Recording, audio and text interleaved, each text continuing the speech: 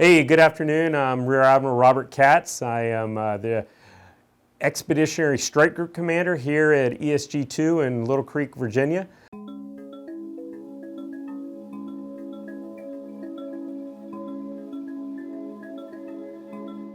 I was in the Pentagon. I was actually on the 5 Bravo 453. That was my room number of that day. I was a lieutenant commander. That location is the 5th deck. The Bravo is the ring. The 4th corridor is what I was on, and the room was 5-3.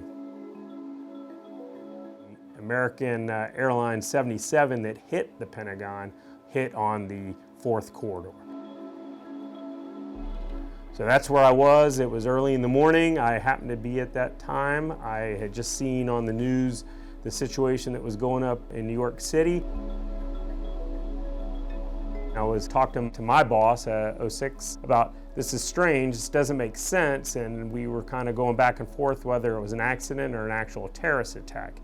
Shortly thereafter was when I started walking back to my desk. That for the first time ever, the Pentagon shook.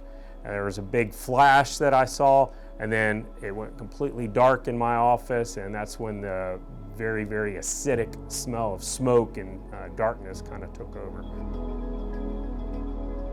It was a horrific scene for the sense of there was immediately chaos and trying to figure out what was going on. It just didn't make a lot of sense, and it took many years to process what actually had happened at that day. But so the door that I came in that morning, there was 2 civilian secretaries that were assigned to my office. So those 2, myself, we started walking to the door that we came in that very morning and every day before that.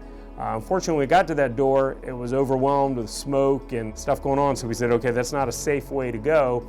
And we started going back to the back of the office area. And you got to imagine the Pentagon's pretty big and these offices are huge.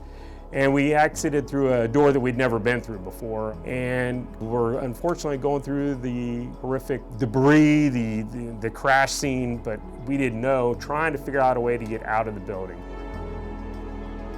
We witnessed a lot of bad stuff, and we finally got out of the building as we kind of crisscrossed our way out to the north parking lot, and then we saw the tragedy that had occurred. You didn't know that at the time where the actual explosion happened or anything, so we were trying to just find our way out. And all the folks in my particular office made it out safe. Unfortunately, for a lot of friends and service members that were kind of in around the other parts of the corridor, they did not. That was the situation I faced that day. On that particular day, the ultimate sacrifice that 184 people paid made me further commit to the Navy. I really, at that point, have always been patriotic, always had pride in my service to country, but that kind of gave me a new emphasis on wanting to go back and try to, fight this war that we were getting ready to do with the war on terrorism. Basically, to look at, those folks and take it back to them for the freedom they tried to take from us. All I wanted to do was, get back to a ship and take the fight to the enemy. Never in my wildest dreams did I ever think that I'd be attacked in a federal office building, in the nation's capital. So those things and trying to get our heads wrapped around it as a country were really affected me. But I'd say it further dedicated my service to our country.